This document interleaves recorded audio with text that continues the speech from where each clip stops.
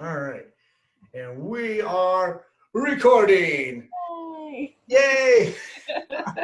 Oh, technical problems. I love you. I'm Dan Crozier, your host for Woo. COFOH Live and Undead. And I am here with, oh no, she freeze framed. I'm here with Deanna Destito, uh, Oh, one of the main writer and editor of the Dark Reading horror anthology. And unfortunately, Rus Wooton, who's a phenomenal comic book talent and letterer in the comic book industry, he's trying to wrap up some different projects. So he's on deadline right now, and he can't join us. But Deanna was able to join us all the way from New Jersey. How you doing, Deanna? I'm good. How are you? I'm upright, so that's half the battle. That's always good. Yeah, I thought so too. Yeah, how's New Jersey? I can't talk. Yeah, how's New Jersey? It's all right. It's Jersey. Yeah, It is yeah. You guys are surviving during the pandemic. the pandemic. Yes, the COVID-19. We're doing all right. I mean, it's weird. I actually had to leave my house for a few minutes for essential travel today, and it was weird. I felt like Gollum leaving the cave. It's a little weird. You didn't have to go out and get the one ring, was it? Uh-oh, she froze up. Oh no. Entertain, entertain. Oh, Oh, there's the audio. She's coming back. oh, am I back? There we go. You are back. Okay. Yeah. Yeah. Yeah. Oh, okay. All right. You back? I think I'm back. Okay. You're back on my end. So Okay. this will be fun. We'll be doing this for about an hour. Oh, great. Yeah, I know. Deanna, give us a little background. Tell us about yourself. Who you are. Yeah, and where you come from. What parts unknown? The parts of note of New Jersey. I think my primary function is writer, editor. I've been writing and editing for, I don't want to say 20 years. Too old. I don't want to say how old I am. But I actually met Rus, and this was my into the world of comics. I mean, I've always read comics, even as a kid. But working in comics. Did I lose you again? Am I freeze framing? I'm back. Yeah, you were doing the same thing. Okay. It got you like at mid eye blink, so you. Oh, good. That's always attractive. So as a comic book reader from a kid, I actually interned at Wizard. Remember Wizard, the guide to comics? I used to read that when I was in high school and art school. So in college, I interned there, and that's actually where I met Rus. He was working there, and I was the college intern. And we kept in touch over there, but that was my first intro into the world of working in comics, going to conventions and dealing with writers and artists and editors and things like that. And then once my internship was over and I was forced to be an adult and actually work and make money, I did different types of editorial and writing jobs, kind of all over the place, different genres, different platforms. Back in my day, it was actual magazines. We had to actually make a physical book. Nice. It's not so digital the way it is now. But I did a lot of the comic stuff was kind of my side gig. I would do a lot of freelancing for different comic book companies, editing and writing, primarily editing. And then the writing was always, you don't make money writing the fun stuff until later. Yeah. You have to write the boring stuff first, You gotta pay your dues. You have to, yeah. So, but then, Russ and I we were chatting one day, and we were like, he was lamenting that he wasn't, doing a lot of his own stuff. And I was saying, I'm editing these books and I'm writing these articles, and I'm not writing my stuff. Like, I read stuff and I know that I can get out there. So that's kind of where the our anthology came about. That's because we both are huge horror fans. Yeah. So being big horror fans, and that's where the Dark Reaches kind of came about. Because I like the whole vignette anthology thing, whether it's a TV show or a book, or very Twilight Zone, Yeah.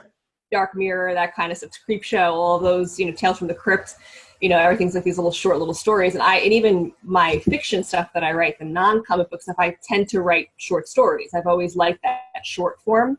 Mm-hmm. And Russ and I, we always talked about horror movies and horror films and horror books. And so we kind of put it all together, and we're like, you know what? Let's just do it. Let's just make our own book. Yeah, most definitely. Yeah. So was the Dark Reaches, was that your first collaboration? Oh, did I freeze up? No, there you go. You're back. That was the first. That was the first one that we actually worked together on, where we kind of tossed around ideas and we actually worked together. Because even at Wizard, I wasn't really in the same. He did a lot of stuff for the web, the website and things like that, and I was in editorial, so we didn't really work a lot together. Most of our conversations were at the printer because he sat next to the printer, so it was just kind of like printer conversation. And whenever it jammed, I'd go, "Hey, you know how to fix this?" But yeah. Nice. So he would help you with the printer, huh? Right. There we go. That's cool. So Dark Reaches. That came. God, because I participated in that. I think I did like a short story of one of your short stories. I think is what I did for the first one. Mm-hmm. And then the cover art, that was really fun because I could I think you had like some kind of vampiric essay. It was almost like poetry, I think. And I had the 4 page. It was the vampire's perspective. That's the one that. Yeah, I was able to become very esoteric, I think, with the artwork, which was a nice departure. So that was pretty fun. But God, what year was that? 2015? It was 15, yeah, because I wasn't. I go by the publication date by when I've been pregnant, because both books I've been pregnant. Oh my gosh! How many kids do you have now? It's very strange. Uh-oh, you froze up. Just a second. What's that? Oh, you froze up. How many kids? I lost you there for a sec. I have 2, so we have 2 volumes and 2 kids. Oh, okay, nice. So let's see, Russ and I did Long Beach Comic-Con in 2015. It was in September of 2015. And then that's when we went to Long Beach and we were promoting it. We had posters, we had an ash can with a couple of stories that we were giving out, trying to promote the Kickstarter. The Kickstarter was that fall of 2015. Nice. Yeah, I think I remember that. Was that? And then. So you're Long Island, was it Long Beach? I'm sorry, you froze up again. Hold on, we're having technical difficulties. There we go. I think I'm back. Deanna, are you there? I'm there. We lost the feed. Bear with us. She's in a hurricane. I think we're back. Deanna, do you still see the monsters? Are they attacking? Sorry. What's that? I'm just being weird at this point. Yeah. So that you said that was Long Beach?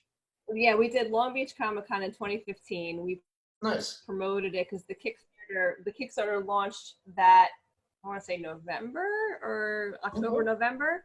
Cool. And then we started, and I was pregnant by the end of 2015 because I had my son in 2016 and I was fulfilling orders like 100 months pregnant.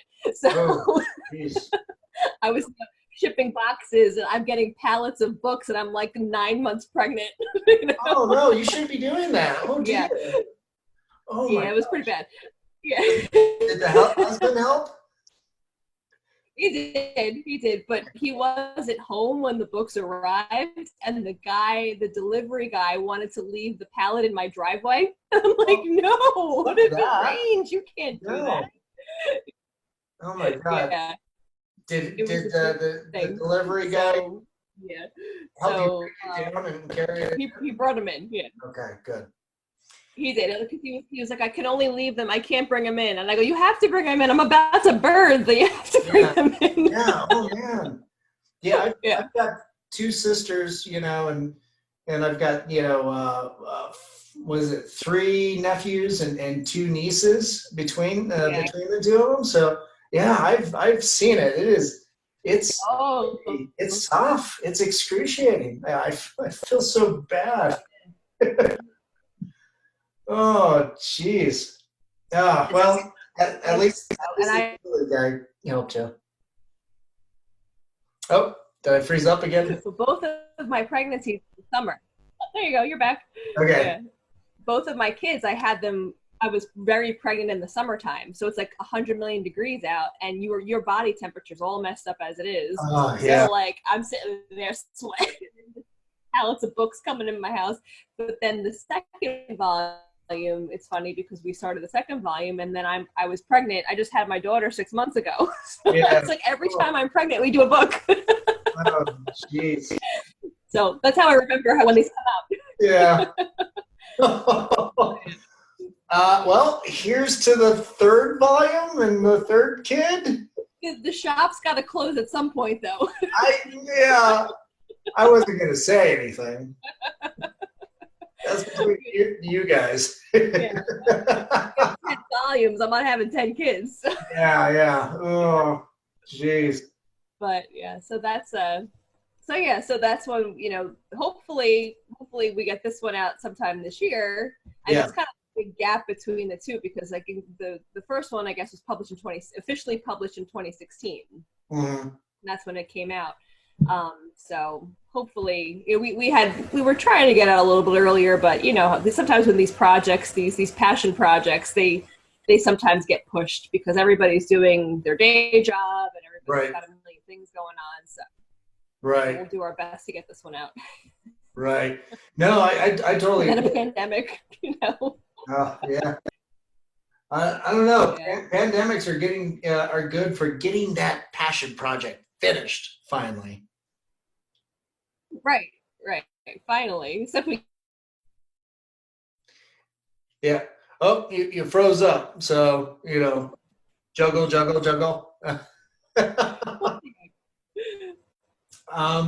So with that first book, like obviously, you know, like Rus is pretty well embedded in the comic book community, and you know, you've got your connections. Was it hard collaborating and getting, you know, artists and writers to participate? For the first volume, because this was kind of Rus's, he did a lot of the connecting in the first one. I knew a couple of people involved, but it was mostly people that he knew, and he reached out to people that he knew liked horror, that people who wanted to do something that wasn't connected to work. So like, you know, some of the guys that he worked with, they were primarily letterers, but they wanted to try to write. You know what I mean? Like they wanted to kind of go beyond what they normally do. So like he reached out to a couple of guys that he was pretty close with, and he was like, oh, you know, if you ever want to write a story, you know, here's your shot, you know, because sometimes, you know, especially in comics, if you're known as something, sometimes it's hard to get out of, you know, if you're known as a letterer, people might not necessarily ask you to write a book, you know? Right. So a couple of these guys, they were stretching their creativity. They wanted to, you know, do a little bit of everything. Some people tried to write and draw and it was mostly people that Rus either knew or had worked with before. And then we all kind of connected from there. And I had a, yeah. Oh wow. Yeah, it's pretty interesting to see, that people, like you mentioned, are known for for one thing and stuff, and really don't have the opportunity or take the opportunity to really stretch those creative muscles. But you look at so many people in that industry that in fact, they're artists all of their own right. They write, they draw, they're illustrators. The bread and butter might be I'm a colorist or I'm an inker or something like that. Or, I'm on the digital end, I'm a flatter, formatting, graphic design. But yeah, it's interesting to see how people, that, take that as their day job. But, these little opportunities, Mhm. and, they can really, hopefully flourish and hone those muscles. Yeah, definitely. And it was nice to see some of these guys who felt like they finally had a chance to tell a story where they couldn't before. Yeah. Some of the stories were personal. Some of the people in the first volume, they were, they made them spooky and they made them horror, but they came from someplace. You know what I mean? And it was something they wanted to share. And maybe in their day job, they don't get that opportunity. When they're working for a company and they're primarily known for something specific, they might not be able to use a job to do it. So this was a nice way for people to kind of flex their creativity and kind of show off, other talents, I guess. But it was, it was trial and error too. Like it was a lot of people that Rus had either known or worked with. We kind of put the feelers out and said, hey, we're trying this anthology out where it's horror based, any kind of horror, any kind of story, max 8 pages. Some people didn't stick to the 8 pages. But we had a couple of those. But he said, just send in your stories. And we kind of was more a little bit looser as far as that goes. And then with this volume, because the first one, we learned a lot on the first one. And we also, the first one was fairly successful. The Kickstarter was successful. And, even after the Kickstarter, it did get a lot of, people were buying it. We were getting orders for it. People were talking about it, like local comic shops. A couple of signings with some of the guys that were. Oh, nice. Which was cool, so it did get a little traction. So we're like, okay, well, I guess we'll do another volume. And this time we opened it up more. So not where the first volume was kind of somebody always knew somebody. Mm-hmm. This one is a little bit broader. We don't necessarily know everybody. We actually took from people that we put everybody kind of blasted, hey, we're looking for this, if you're interested, submit, and we took submissions, and that's how this one came about. Nice. And there's people that we. Oh, you froze up there. I think I submitted or suggested some talent as well for volume 2.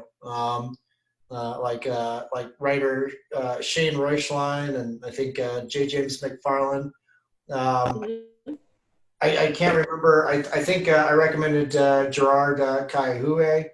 I don't know if he's actually in the book, but yeah, there's quite a lot of talent. Tell us a little bit. Was there a theme for the second one? Because I think the first one was I don't know if there was a general theme other than horror, but I think you were trying to avoid zombie stories.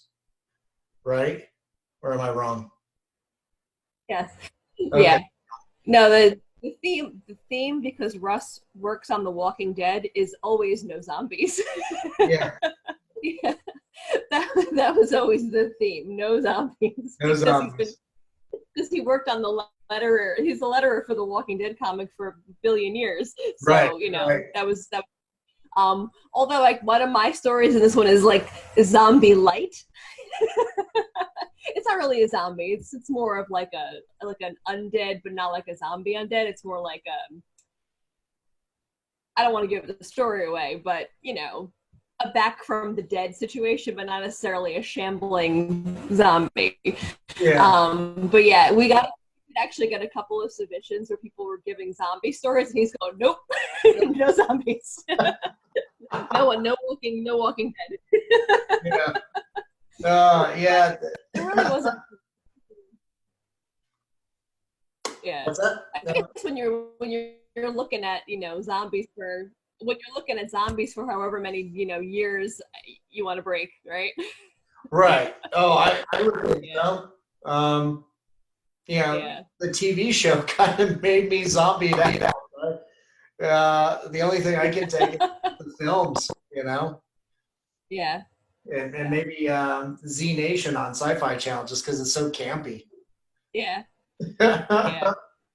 No, that's As far as the theme goes, we didn't really have much of a theme. Like it just kind of whatever story you wanted to submit. We tried to make, but when we picked stories, we wanted to make sure that they were diverse, that we had a bit of a mix. Because the first volume, we had a mix of stories, but there were a couple of stories that were kind of in the same vein. Like there were, for some reason, demons was very popular in the first volume. Everyone had a demon story. It was very strange. So we were trying to say, okay, let's see if we can get a different types of horror for this one, like not so similar as far as that. So you know, ghost stories and you know, slasher, like we kind of wanted to mix the types of horror verse, as you know, the first one was a little bit more, because the first one was so loose. It's like, hey, Brand, do you have a story? We did get some stories that were a little similar. Like I said, a lot of demons for some reason. Everyone's on a demon kick on the first one, but this one there is definitely a more. It's very broad. There's a lot of different story, and I like it. I think I'm very excited about this one because there are a lot of different types of stories, and there's so many horror genres. There's spooky ghost stories. There's the demon, the exorcism kind of stuff. Then there's slasher, murderer horror. Like, do you know what I mean? There's so many different family uplifting stuff. I get it. Very, very positive and you know, bubbly. But so this book has a lot of different. It touches in a lot of the different types of horror, so it's a little bit more diverse, and I think that's why I like it. And there are more stories, and there's more types of creators. Even the styles are different. The storytelling styles are very diverse, and the art is very old. It's very different. So it looks even more. I keep saying diverse over and over again. I don't know how, but it's definitely, there's a lot of different backgrounds and different styles that are mixing in, which is nice. That's good. Yeah, I mean, I always think of an anthology should, you know, feel pretty eclectic. You know, lots of different perspectives that are conveyed in the writing and storytelling approach. And you know, and horror is one of those incredibly, you know, flexible genres. You know, you can insert all kinds of different modes, tropes, and stuff, and you know, make it very dramatic, very suspenseful, a lot of comedy. You know, just as long as you don't go snuff film with stuff. You know, that's never pleasant. But I guess torture porn might be the closest thing to that. But we didn't do any of that. What's that? There's no torture porn. No, we didn't do that. Yeah. I'm not really too big of a fan of that, but unless it's Japanese, that's usually or South Korea, then it's usually a little bit more interesting. But yeah, it's there's so much that you can do within that. You know, I think over the weekend, like my girlfriend and I, Elise, we were watching all the Hannibal movies. So Red Dragon, you know, not in order of release, obviously.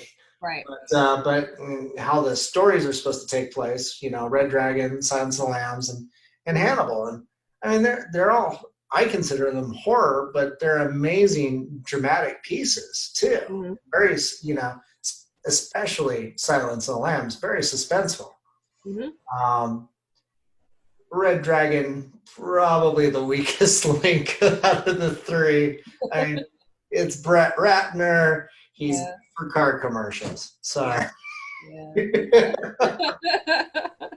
but anyway, but yeah, it's you look at stuff like that, and then like Shaun of the Dead, which is a comedy, but holy crap, that's like the benchmark for horror zombie films too.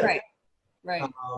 So it's interesting to to see where you can go with that, and then see if you can push it well beyond. Comic books are such a great platform for that type of storytelling too. Especially obviously it's sequential art, so it's lends itself very well to storyboards. Which obviously informs film.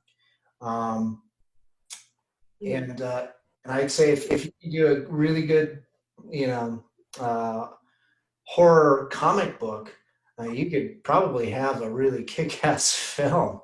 Because doing horror in comics is very difficult. It's hard to get that sense of suspense. Yeah. It's. I'm trying to think of like how I convey things, visually. It's tough, but. It is. Yeah, you kind of have to. For me, I would think playing out with beats and for volume two, I ended up God I bit off more than I could chew for you guys, and I feel so bad because I thought I was holding up the project every time. No, you weren't.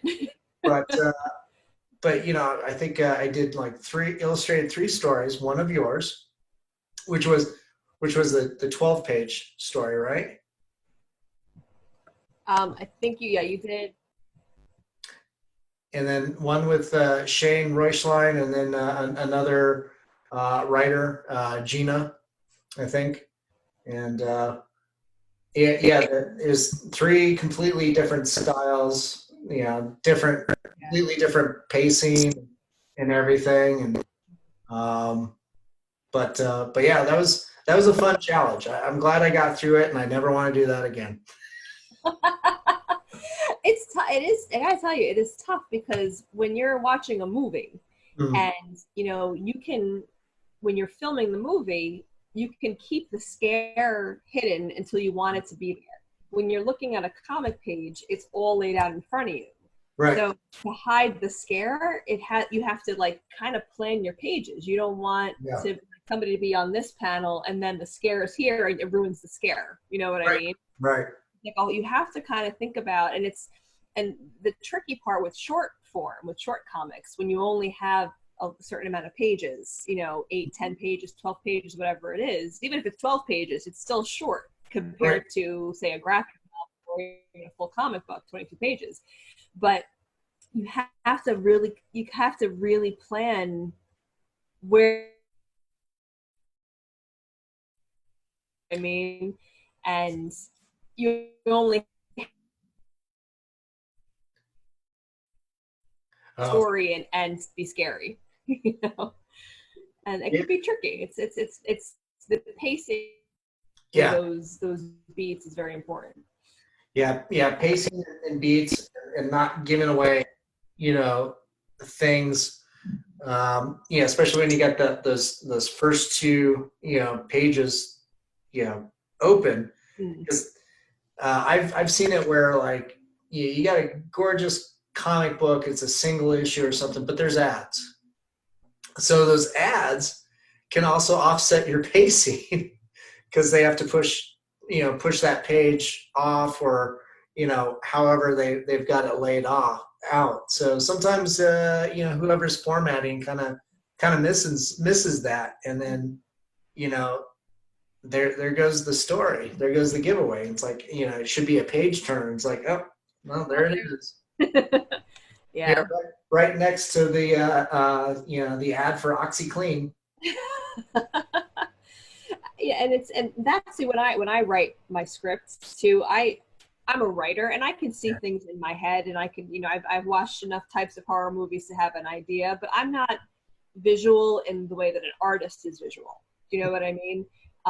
My perspective, the way that I'm telling the story, comes from a different place than somebody who's a visual artist. Mhm. So I'm very open to what the art, and from working with me, I'll give you the script and go, whatever you think works, because I know that sometimes in my brain it might look right, but when you lay it out on the pages, it doesn't always flow properly. Something doesn't seem to, it needs to be adjusted or whatever. So I don't mind letting the artist kind of run with that, so that between the two of us, the pacing is correct. The beats are there, the scares are not given away too early. It's gotta be collaborative. You know what I mean? I think, at least for comic books. Very much so. For sure, it has to be collaborative, especially for horror. You don't want you. Yeah. I think for horror, it definitely needs to be collaborative, and then with it being a comic book too, why shouldn't it be? I mean, it's such an intimate project, whereas you don't need a massive team to work on, like you would a stage production or a movie. If you don't have a certain skill set, then you got to kind of network and work with people and collaborate in that way. Right. But if you're writing a novel, I mean, it can pretty much be you and your editor. So, so that's even more intimate. Yeah. Probably a lot louder in the yelling matches, I suppose. Yeah. But but I've worked with people where they are very much, this is how I want it to be. Mm-hmm. I don't want it to, go too far. They're not open to that criticism. Okay. And then it limits your story. And especially in the comic medium, it's visual and there's words, and they both have to work together. And that's why there's always that the writer, the artist, they're both just as important. Like, you can't, even if there's no dialogue, there has to be somebody to set the pace of the story. There has to be a writer who's right. So without that, I don't have to do any dialogue, but I have to still tell you a story. Yeah. And so you as an artist, not you personally, but I mean, as an artist, not every artist, some artists.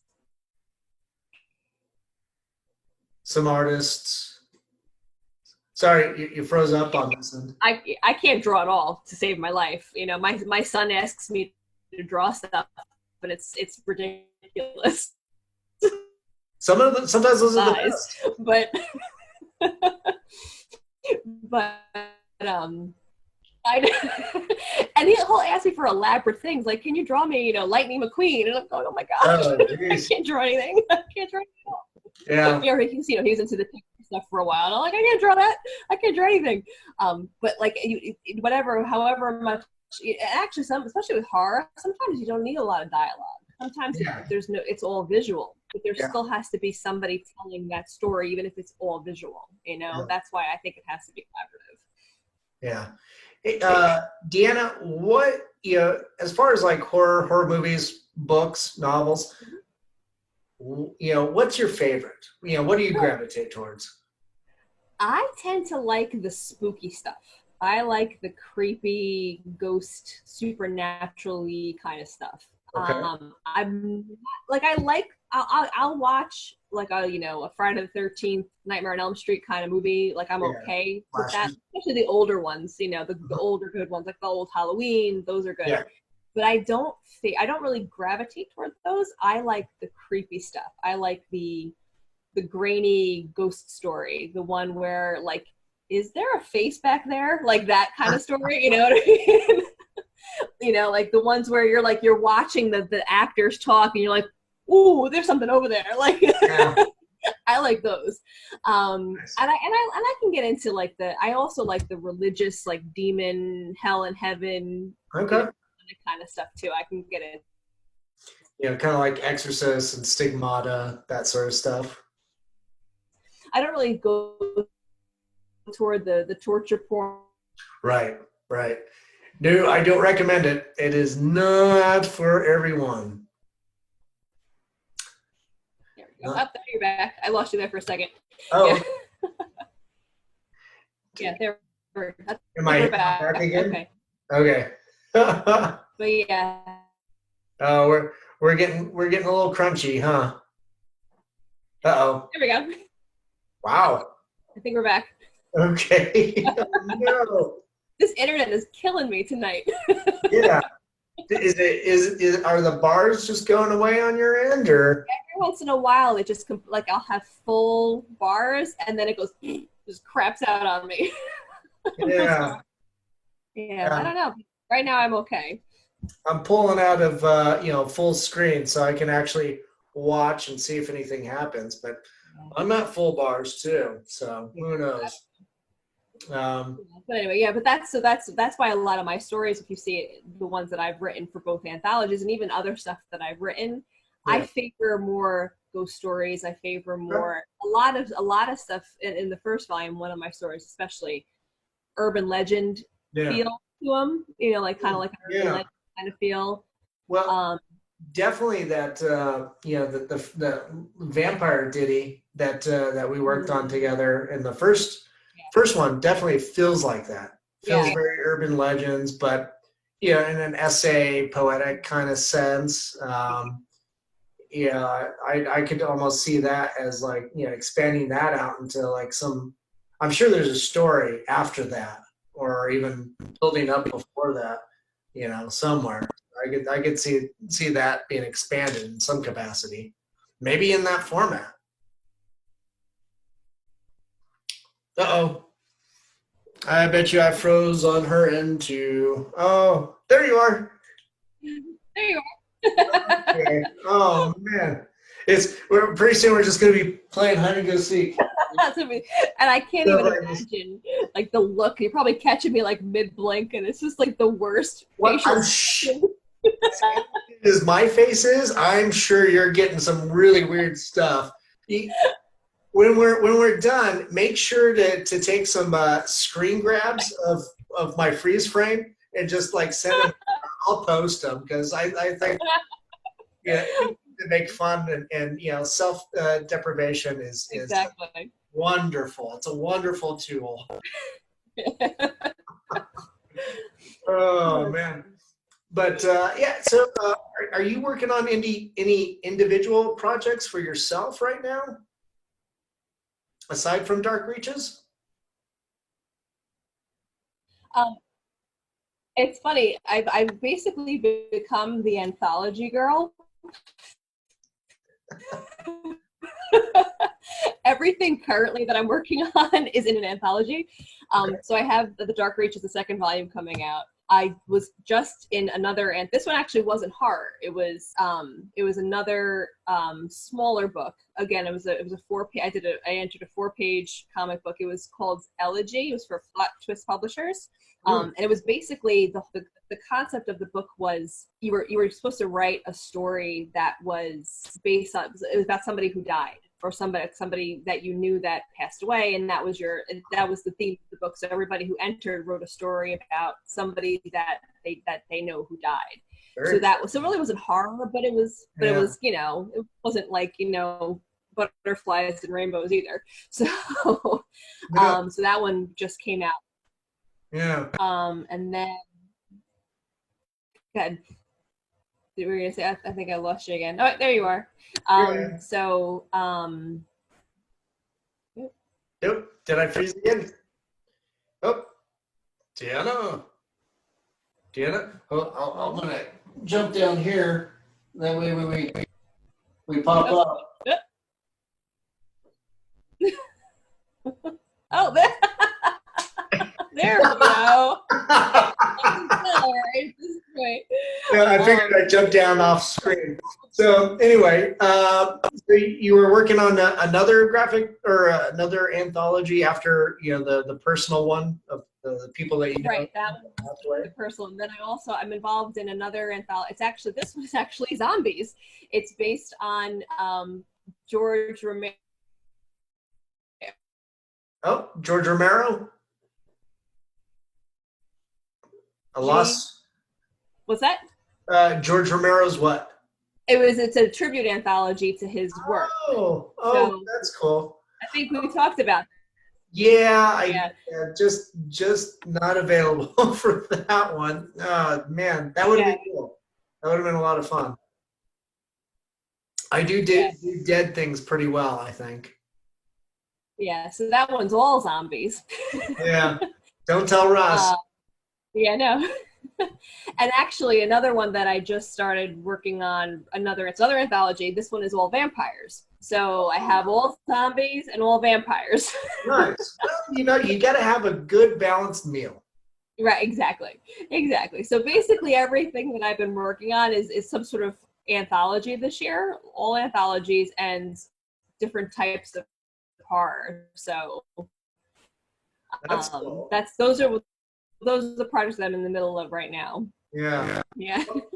That sounds fantastic. The going back to the one where you had to write about somebody you knew who passed away, like, I mean, that sparks a lot of questions. It's like, was this a family member or a friend? I actually took a very different perspective. I actually wrote about a miscarriage that I had. Oh, wow. Yeah, so it was because I wanted to submit to it. It was an open call for writers, and I was like, I could write about this and that. I'm like, I kind of want to do something a little bit different because not that deaths that of people that I know didn't affect me, but that one, obviously miscarriage is huge, and it was fairly recent when I had submitted for the first time. It was about a year after. And so I said to the editor, I go, I don't know if this counts, but here's my story. So so I kind of took a different perspective than somebody like a family member or a friend. So I wrote about the miscarriage. That was my death. My gosh. Yeah. I couldn't imagine that. That's pretty courageous. I would think to. It's probably the most personal thing I've ever written up until now. I've always based stuff on people and situations, but that particular story was only 4 pages. That particular story was obviously the most personal that I've ever. What, obviously aside from, the theme of the anthology, what made you want to, share this story? It's interesting because when I actually had the miscarriage, I didn't tell anybody. I didn't I kept it between my husband and me. I didn't want a lot of people, they want people to be around them and to rally around them, and I wanted the opposite. I didn't want 15 texts every day asking how I was. Do you know what I mean? Yeah. For me, I needed to be distant. I needed to have my space from it. It was very traumatic. It was it was very early on in the pregnancy, and it was actually one of the more common reasons why a miscarriage occurs. Okay. Doesn't make it any less, traumatic. Yeah. But wow. felt like when this actually happened, I felt like when I had never told anybody about it. Like I said, I kept it between my husband, and we kept it very private. I didn't want anybody to know about it. I didn't even tell my family. Like, I just kept it very, very low key. But then when this project came up, I felt like it was a year after it happened. I felt like it was time for me to this was how I can deal. I didn't want to talk to anybody. I didn't want to have 100 phone calls. This is how I'm going to tell this story. This is how I'm going to deal with it. So I instead of getting on the phone with everybody, I put it into a comic and just released it that way. That was how I dealt with it. Yeah. That's amazing. My hat's off to you for, your willingness to, to share that story, because it's so personal. I couldn't imagine, what you had to go through, and then also go through it again, just writing it out. Yeah, it was tough. It was very difficult. And like I said, for me, something like that, I know I have friends who've also gone through a miscarriage or two, and they need to be on the phone with their mother crying. I'm not that person. Yeah. You know what I mean? I don't necessarily need to have everybody here and in my face. So a lot of, even, you know, just in general, when I'm dealing with something, I don't necessarily put it on people. I write about it. You know, that's how I filter it out and I get rid of it. So so it was time for me to get rid of that, to finally let that out. And that's why, and it just seemed like, you know, it was a good opportunity. Only 4 pages. I can say it, get it out, deal with it, and now it's out, you know? So that was my approach for that story. It was very cathartic, you know? Yeah. Oh, I bet. I'm looking forward to reading that from you. Oh. And anybody that can, you know, jot down, you know, some of the traumas that they've gone through and be able to share that and willing to. I think that's absolutely wonderful. And stuff like that I think we as a society need to digest a little bit more in order to better relate to each other, especially during times like this where, you know, some of us are stuck inside and you know, aren't able to go to work, and, you know, we're some people are, you know, financially you know, the worst off for it, and then we're overwhelming our healthcare system too. So how are you and the family coping? We're okay. I mean, we're, you know, I live about an hour from my family, because my sister and my parents live about an hour north of me, so I haven't seen them in over a month, which is weird because we're a big Italian family. We're up each other's ass all the time, you know? So, you know, every Sunday, big pasta dinner, but I haven't seen them. And it's my father is 73. Ooh, and he and my sister, they actually live up the road from my sister, so they're close by to each other. My sister almost had to physically restrain my father from not leaving the house, like telling him, you can't go out, you are high risk. He didn't want to hear that he couldn't go do his thing. He wanted to go food shopping. He didn't like the fact that he was going to be stuck in the house, you know. So my sister's like, no, you are senior citizen. You're potentially susceptible. Like that. My parents, right, and you know, my father's diabetic too, so he was checking all the boxes. You know? Oh, jeez, that's tough. He's it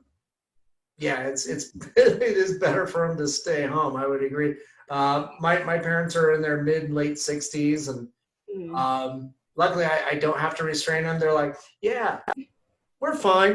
They're out on the ranch. We're good. We got our cows. You know, we'll just hang out here. So I don't think they've really left in a month and a half. They'll go in to go get provisions. You know, and they're like fully masked and gloved, and they look like they're ready to rob the place.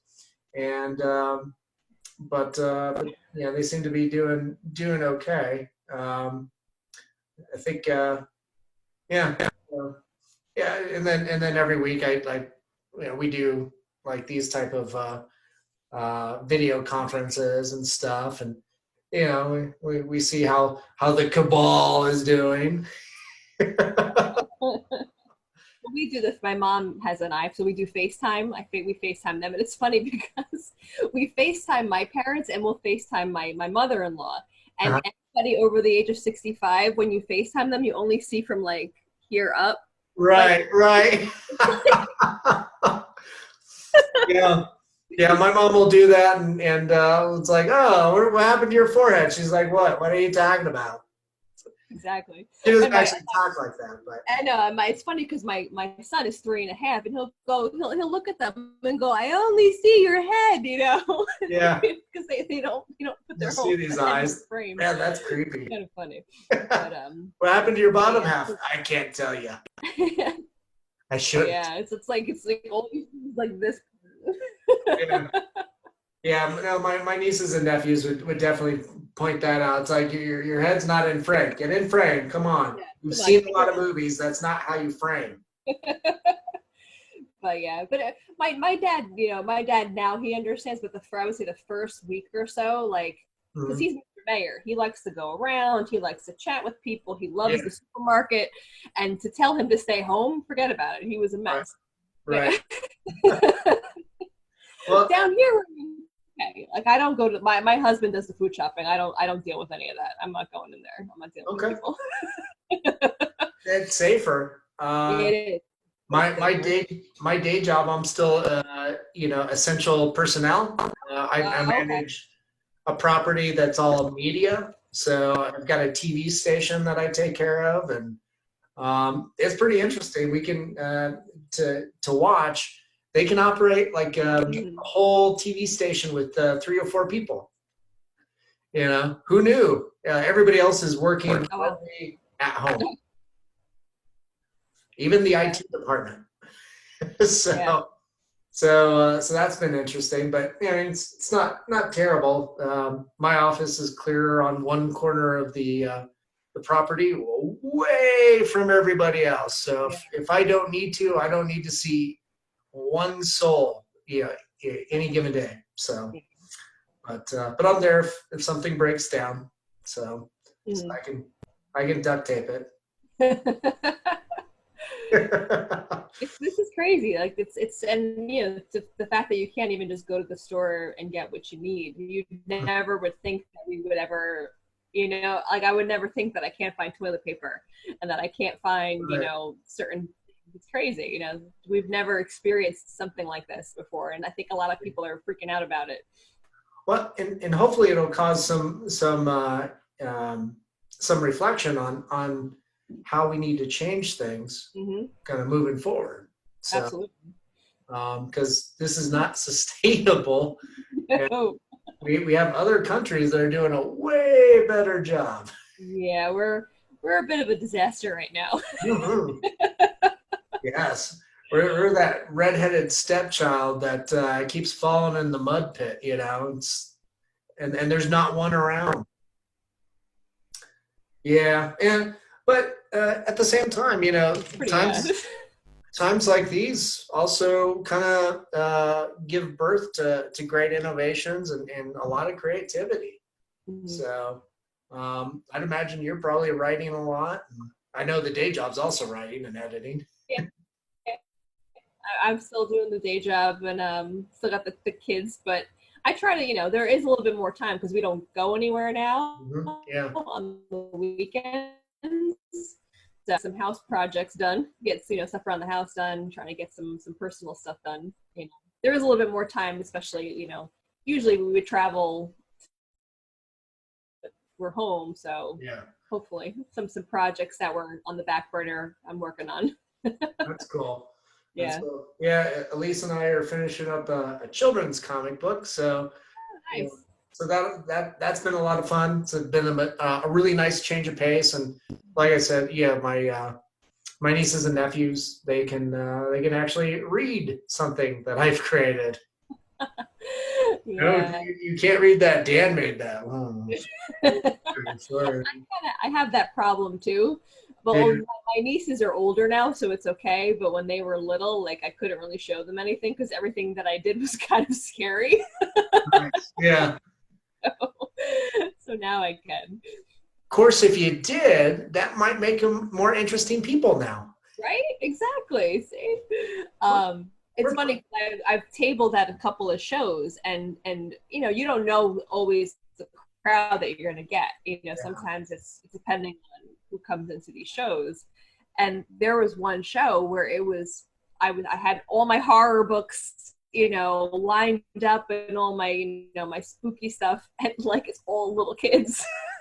Oh. Yeah, What do you want with that? Yeah, I think you froze. Oh, did I freeze again? Oh, you're still frozen too. Do you have my audio? It looks like you're holding your forehead. Oh, okay.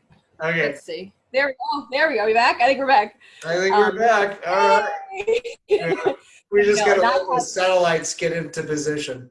This is ridiculous. Okay. But like I've gone to shows and like I don't have that younger crowd. I don't have anything for the little guys, Yeah. So yeah, that can be. I did a tough. I did a show of one of the libraries at a small little thing, Yeah, and then I don't have anything for kids. All my stuff is mature reader, but I should probably do a children's something just so I have a diverse table. I definitely recommend that. That's what Elise has been focusing on is doing like all ages horror comedy books.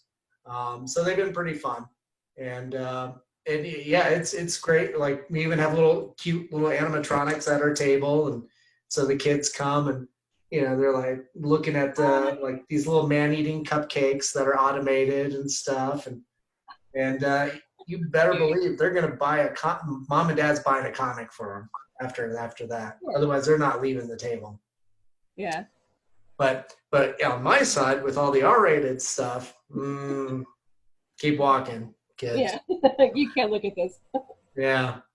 We did do a show in Scottsbluff, Nebraska, of all places, and yeah, it was pretty interesting. I had my horror books out, and I'm used to people just like, it's like that's fine, but poor Elise ran into that even with her children's book, and it's like, there's supernatural stuff in there. It's like, come on, it's like,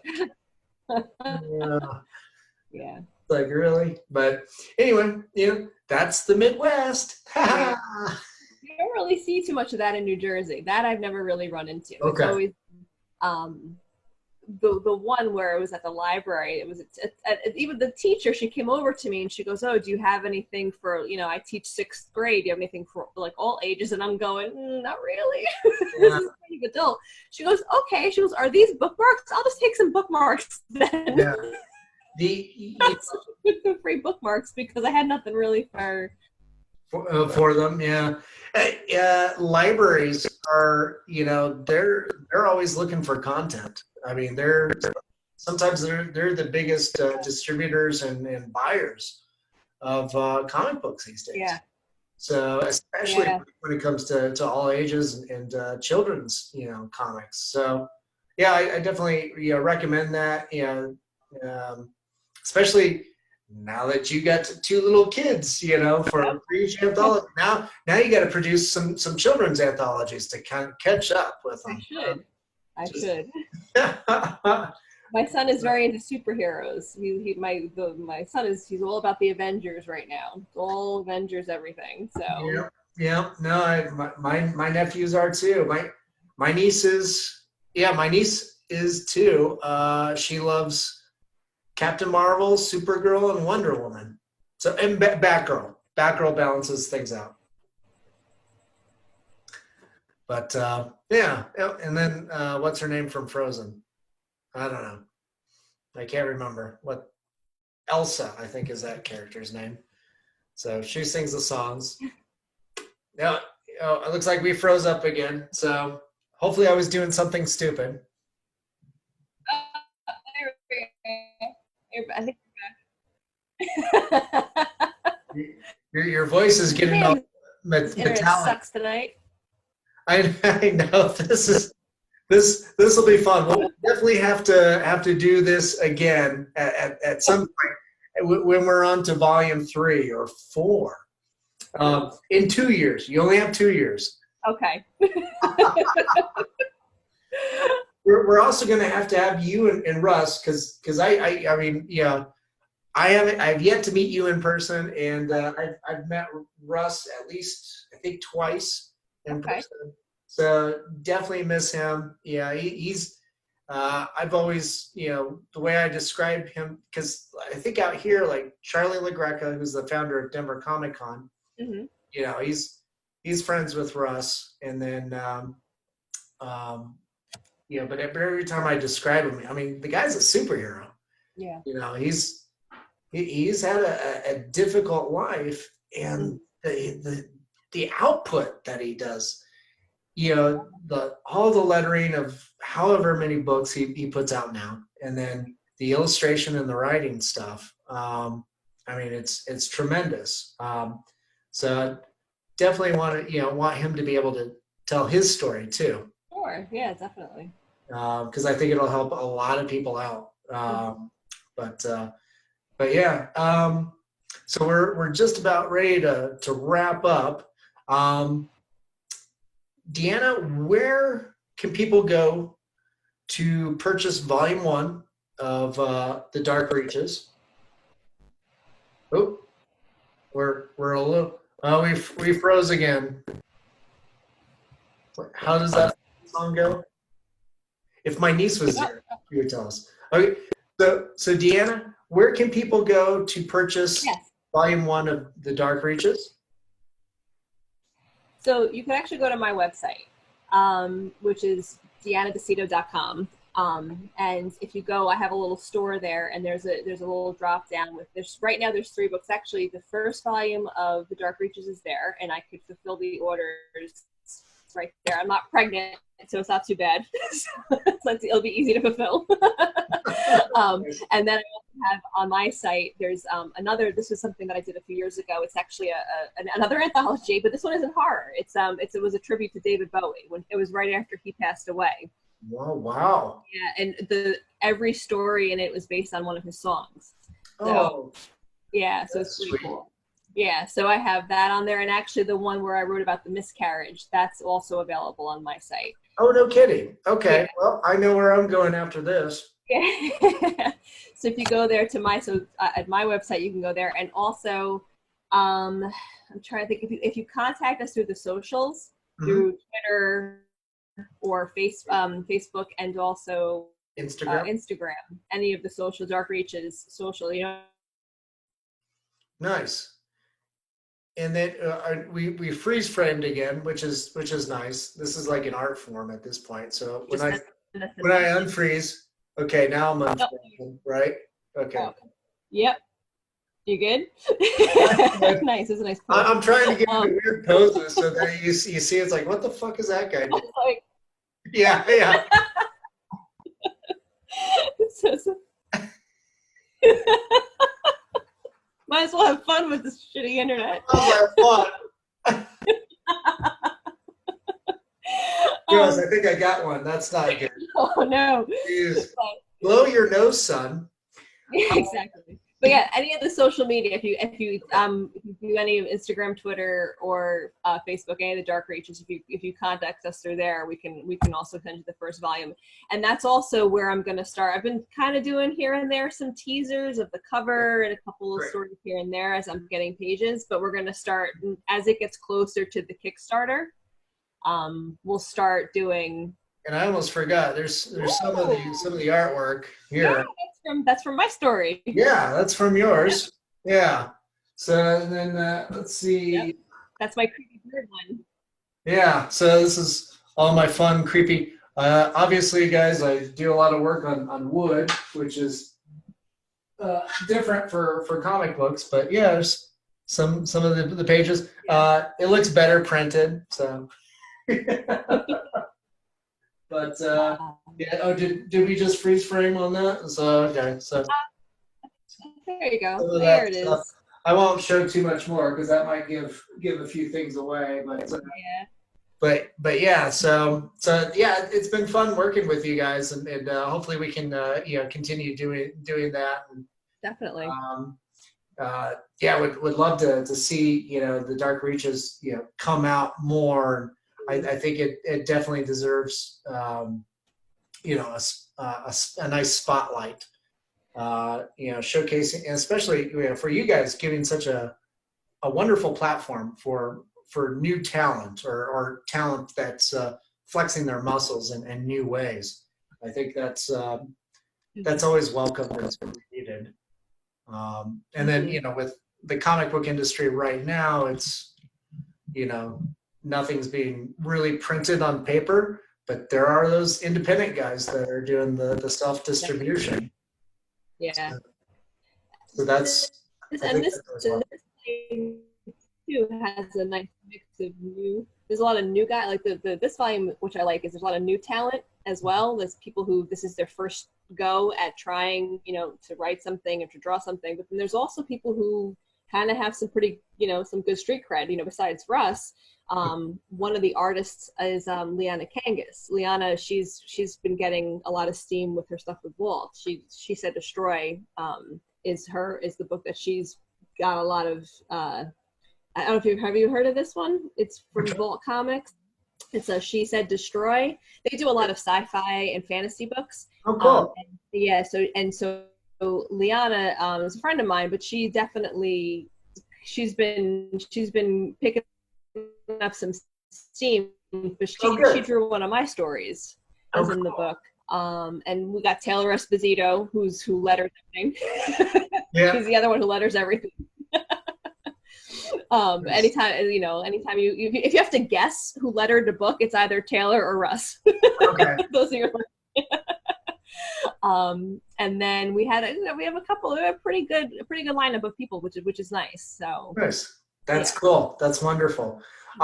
So yeah, when you're ready to make an announcement on the launch for Kickstarter, let us know, and then I'd love to chat with you and Rus some more on how to go about promoting that too. Yeah, definitely. We'll plan it again as soon as we have. Hopefully, this starts to calm down, and we'll have an actual launch date, and we can start really pushing it. Yeah, hopefully it'll be as soon as possible, but we'll shoot for summer, I suppose. Yeah, it looks that way. Yeah. Well, Deanna, and when we stop this, go ahead, stay on. But it's been great being able to chat with you and learn a little bit more about what you do, and the personal story. I'm definitely very interested in checking that out, and I can't wait for Volume 2 of Dark Reaches. So thanks so much, Deanna, and thanks for having me. Yeah, thank you. This is Daniel Crozier with COFOH Live and Undead, and for those that are uninitiated, which is probably a lot of people, that's the Colorado Festival of Horror. Visit us at cofohhorror.com. We have some of these episodes up there, and then visit us at our Facebook at facebook.com/COFOH Horror. So anyway, have a pleasant night, and we'll talk soon.